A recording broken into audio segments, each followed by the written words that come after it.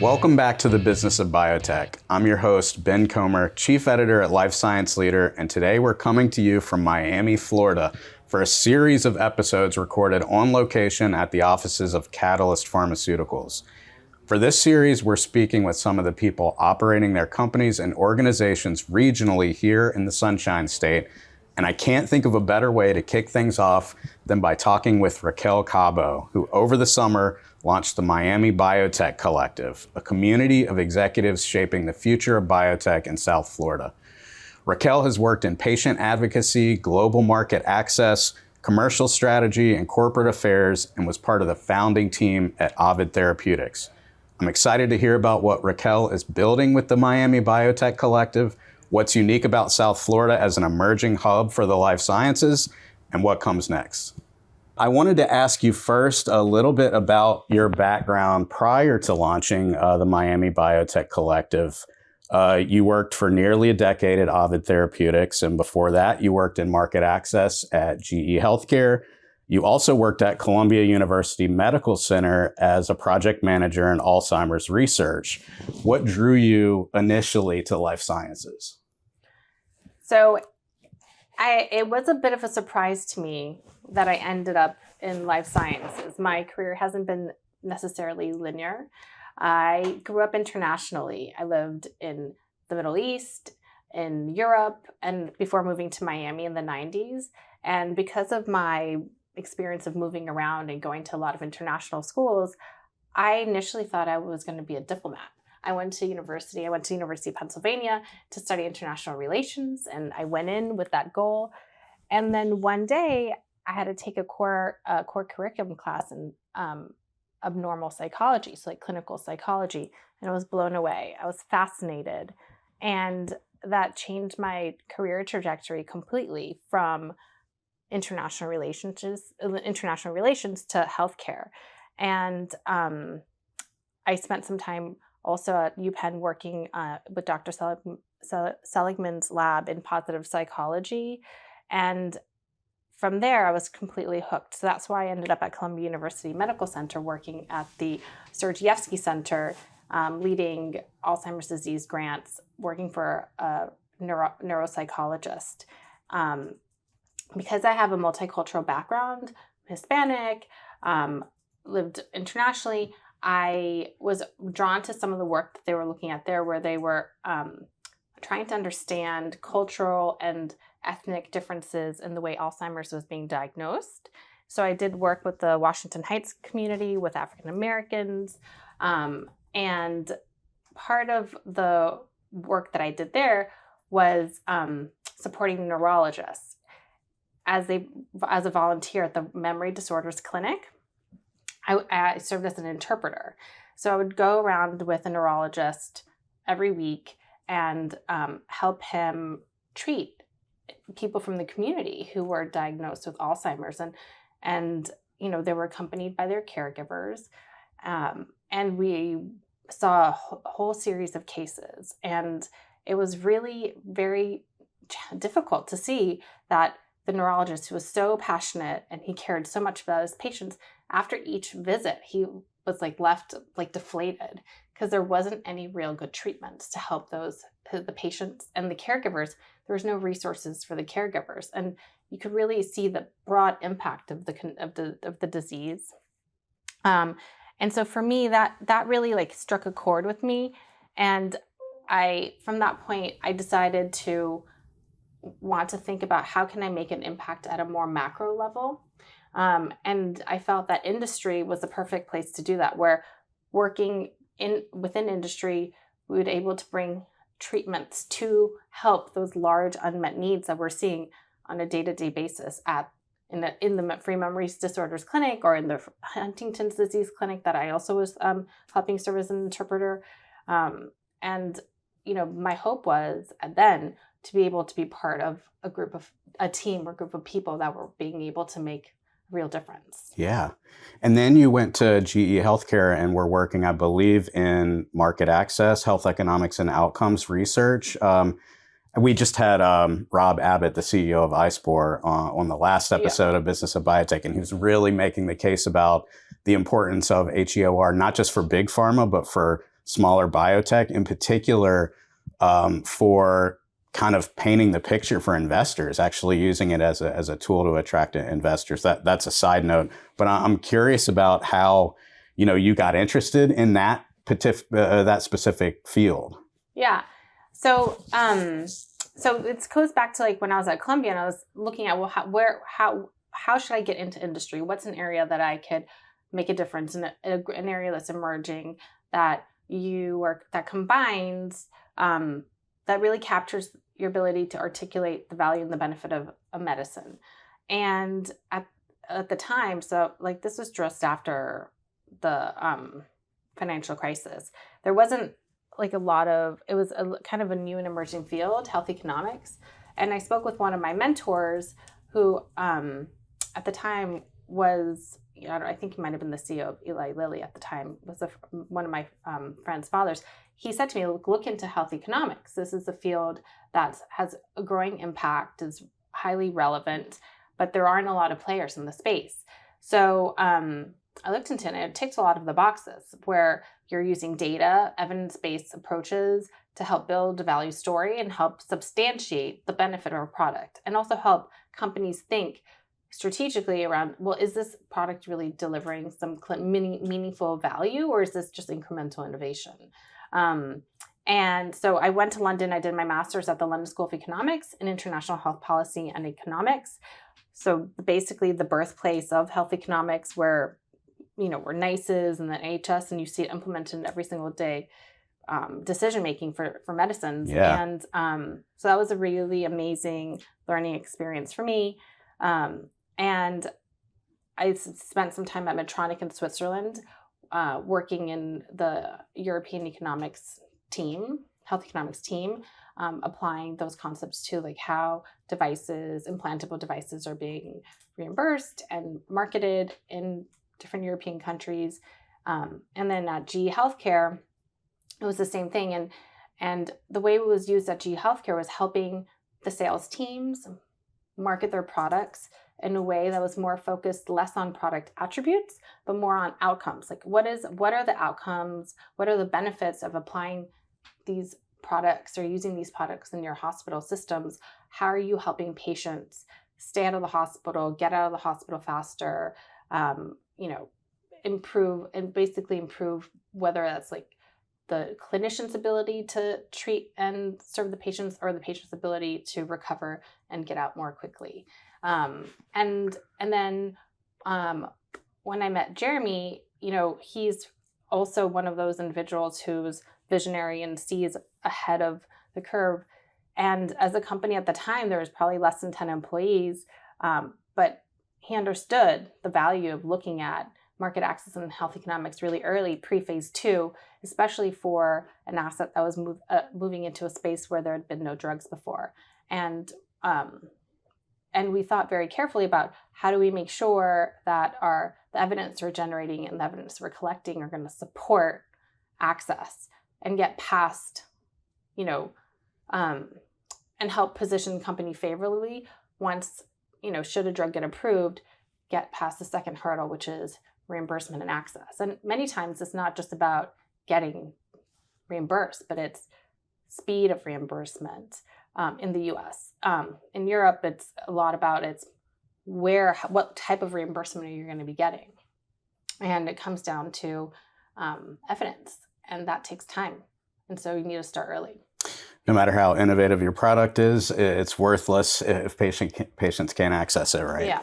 I mentioned at the top that you were part of the founding team of Ovid, and I wanted to ask you about Jeremy Levin, something of a legend in the industry. What was it like working with him? What did you learn from him? Let me ask that. Oh, well, it's hard to answer in a short period of time. Jeremy is, one of the most charismatic, authentic leaders you'll ever find. And that's immediately when I saw him speak at FT conference, I saw that and I was like, I want to work for him. So I hounded him, and he hired me. And he is one of those people who genuinely, truly wakes up every single day thinking about how am I going to get these medicines to patients. It's not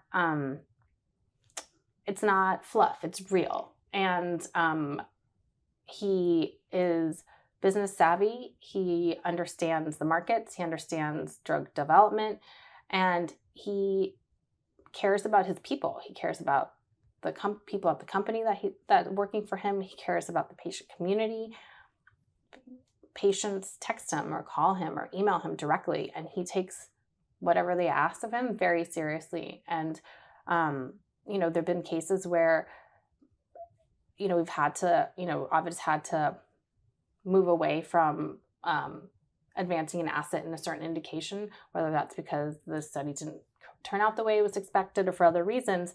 But his commitment to the community didn't end just because the company's priorities changed, right? So, for example, Ovid was one of the first companies that gave the data from the trials back to the patient community for them to be able to use that and advance their knowledge and understanding of the disease and help them to continue developing their assets. So he's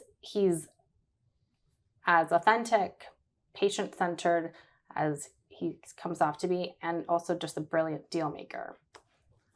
Just has a very creative deals, help the company grow to where it is and evolve and pivot over time, and find assets that others just overlooked, and find opportunities for those assets to address unmet needs. That's excellent. I want to ask you about the Miami Biotech Collective. What sparked it, and what do you hope to do with it? What are you?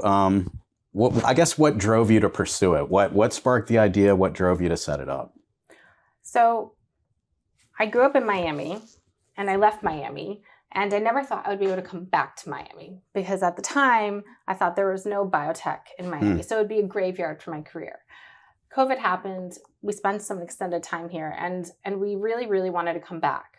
And, thanks to hybrid working, we made the decision to come back and, kind of figure out how it would impact our careers. And when I came down here, I realized that there's actually a lot of biotech activity happening. It's just not as tangible and accessible as it is when you're in a city like Boston, right? Where you step outside and everybody around you works at some biotech company. So I was traveling to a conference, I would speak to someone, I would meet someone, and they're like, oh yeah, I live in South Florida, or oh yeah, Ultragenics has its Latin American headquarters, and the person lives 5 minutes from me. So it was a lot of those conversations, and I started to feel like, well, there's a lot of people down here. There's a lot of operators down here, but they're not. We're not connected. And there's an initiative that was started by an individual named Doran Junger, who works at a hedge fund, I believe, who started a WhatsApp group. And anybody who moved to Miami who worked in the biotech space or med tech would get added to this WhatsApp group. And that group, over the couple of years, had grown to, I think now 150 members. So wow. The people were there. And even outside of that group, I was still meeting people who were not plugged in to this. And I'm just naturally a community builder, and I wanted to just bring together some operators, so other peers. So I initially started, talking to a couple of folks to have a dinner. I'd been to a conference in Boston.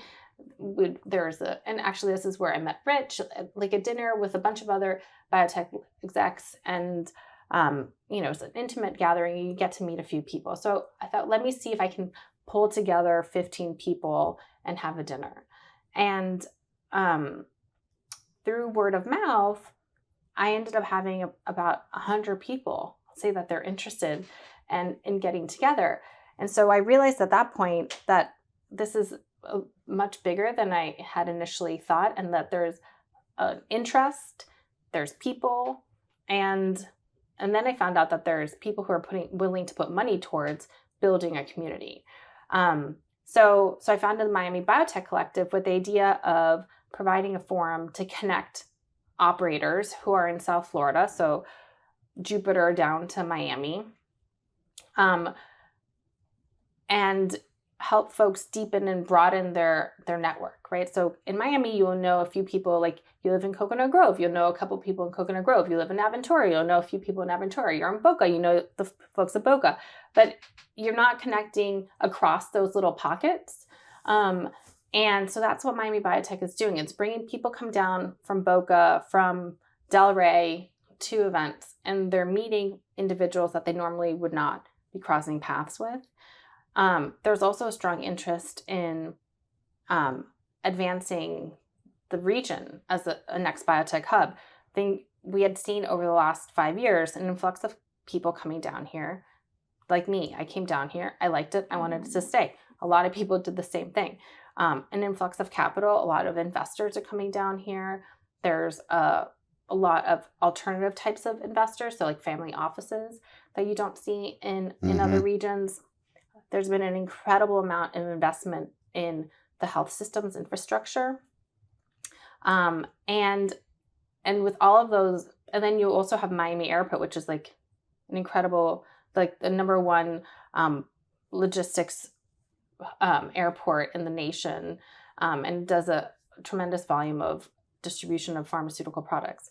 So you have a lot of these factors coming together, and there are individuals who want to raise the visibility of the region and also want to start creating relationships and partnerships with other organizations, but there wasn't really like a formalized way to do it.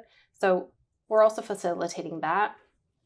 And it's just been a tremendous few months where just an idea to have a dinner turned into a Miami Biotech Collective. And now I have a lot of relationships and partnerships.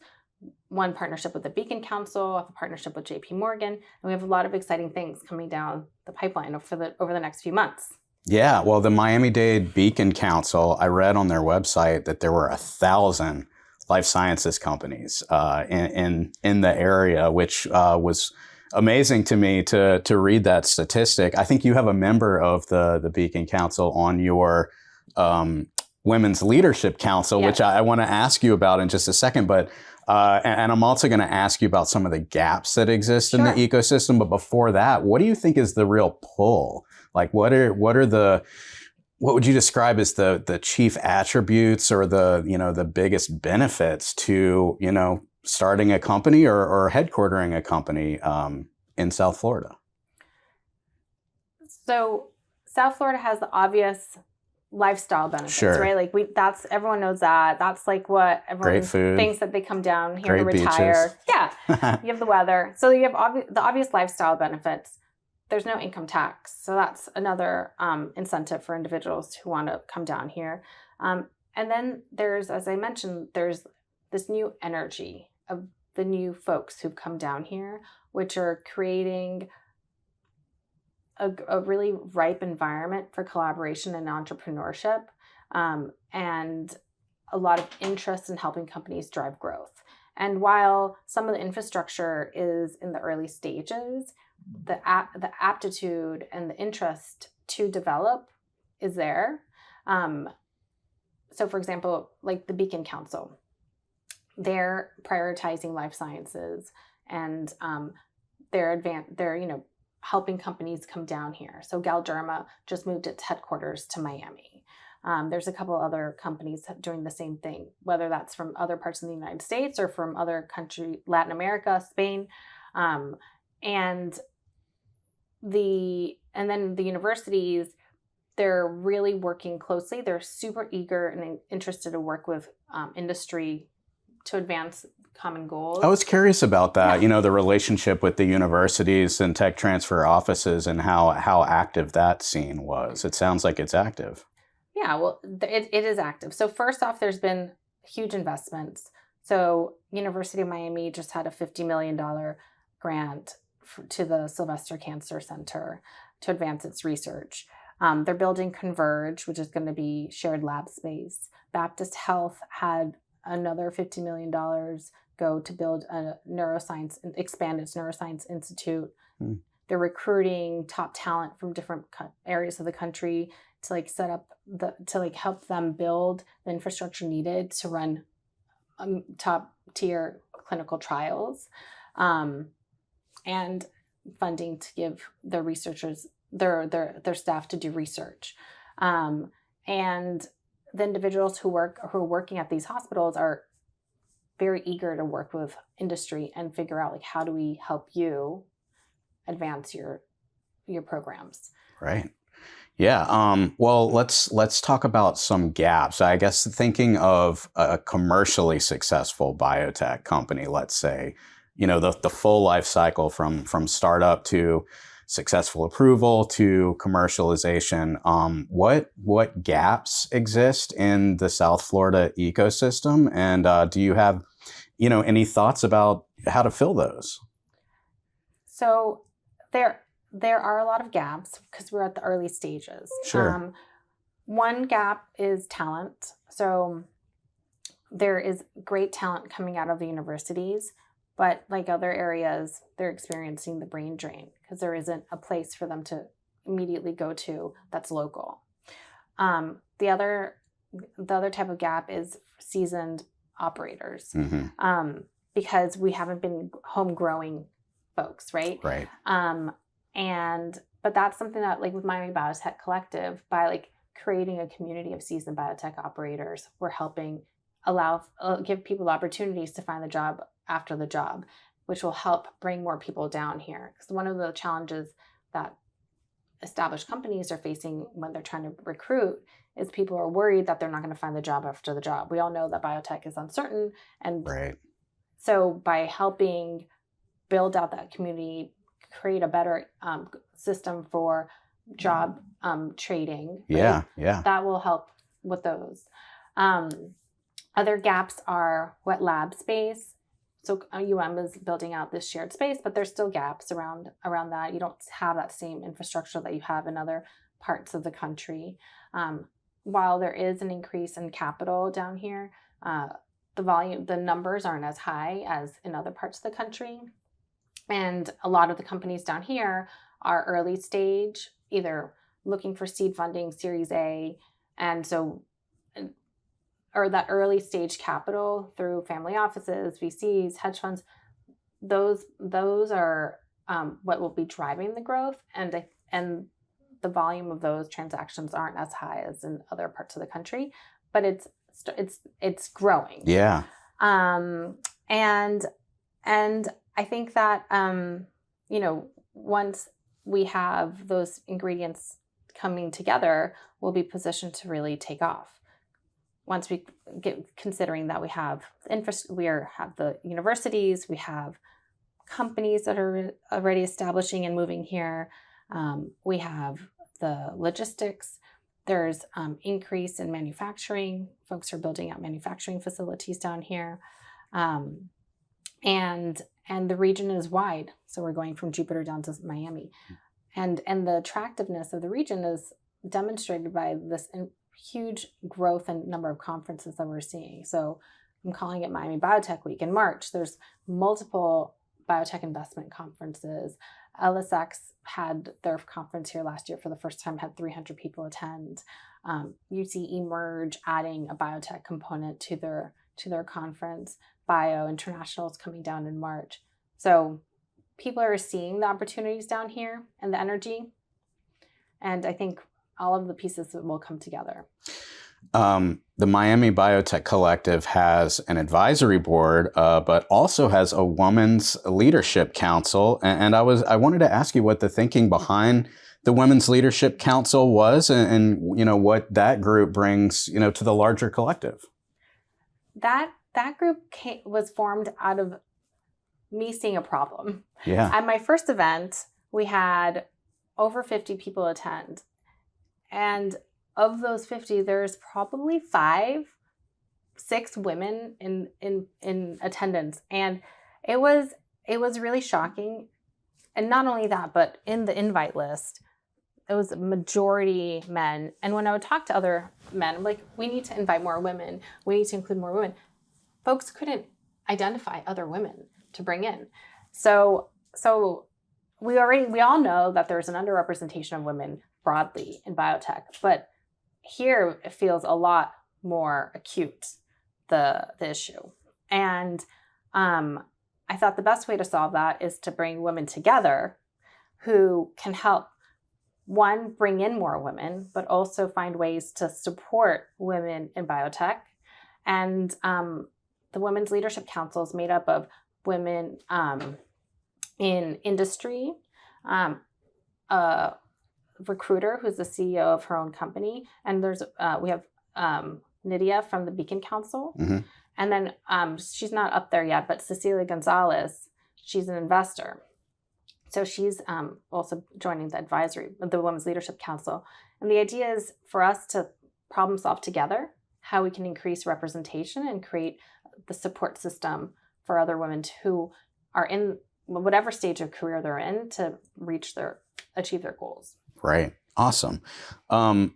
We've talked, I feel like, a lot about this already. You know what? I'm going to skip it because we've already covered it. I was going to ask you your best pitch to entrepreneurs and founders who might be looking around for a place to set up company headquarters. I think we have the answer already based on our conversation. But getting back to the collective, how would you characterize your current membership? What it's comprised of, the types of companies, and maybe the types of people or companies you'd like to bring in the future.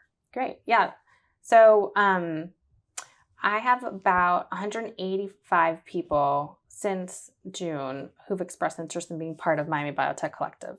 So, and that number has almost doubled since my last event in September. Wow. And the representation is mixed, but more than half, so about 60%, are individuals from biotechs. And we are categorizing biotechs by early stage, late stage, commercial, public, and it's a mix across the board. We have investors, so about I'm doing mental math, like 20% are investors. Okay. We have academics. We have a relatively smaller proportion of service providers, and that's deliberate. Like, service providers are hugely important to the ecosystem, but what we want to do is have like meaningful relationships with service providers where the events and the gatherings are opportunities for operators, academics, investors to be meeting and identifying opportunities, and not being pitched by service providers, but service providers who are participating are ones who are contributing to the growth of the ecosystem. So it's very strategic and selective about how we engage with service providers. I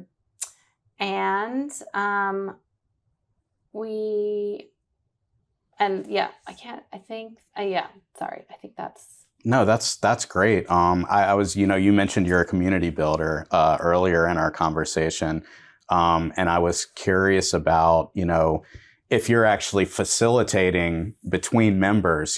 Somebody has a question about, maybe it's about a service provider, or maybe they're, looking for a specific type of talent.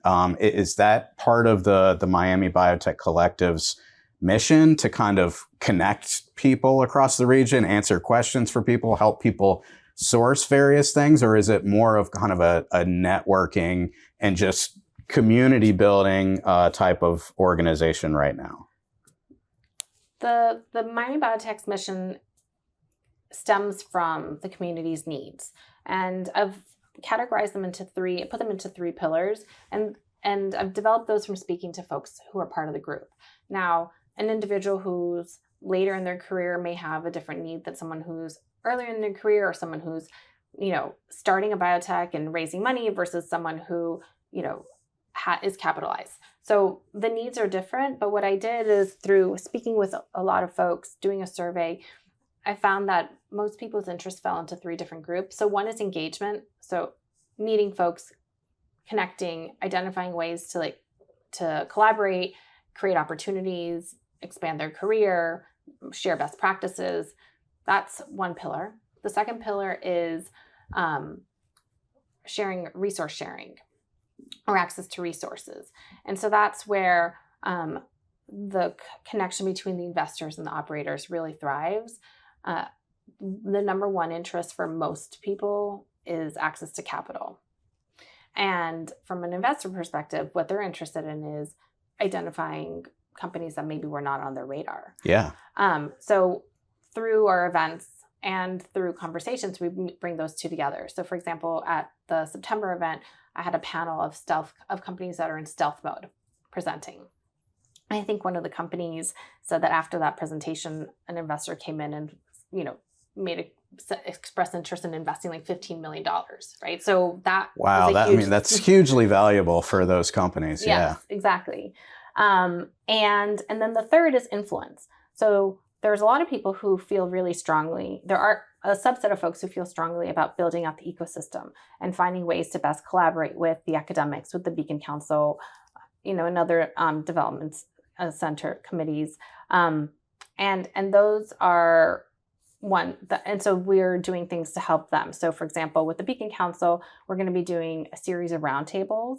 The next roundtable is going to hit, the first roundtable is going to hit the topic of why Miami. So a lot of the questions that you're asking, but the idea is like crowdsource the answers. So what do we have that's going for Miami? What are the challenges and how can we solve them? And from there, identify ways that we can actively bring groups together to generate those solutions. So if the challenge is, there isn't a pipeline of scientists and we're losing them all to Boston, well, maybe because we have the University of Miami and Baptist sitting in the same room as, a pharma company, we can find a ways to create an internship channel, right? So identifying the problems and finding tangible solutions to those problems.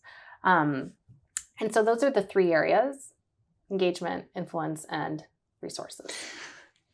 You're focused on Jupiter South. You mentioned earlier in our conversation that there were different pockets, even within Miami, where people were sort of isolated, not connected to each other. I'm curious if the collective is interested in, working with Central Florida eventually, or the Panhandle. I mean, is it your intent to kind of scale up in the state of Florida, or just make South Florida really strong?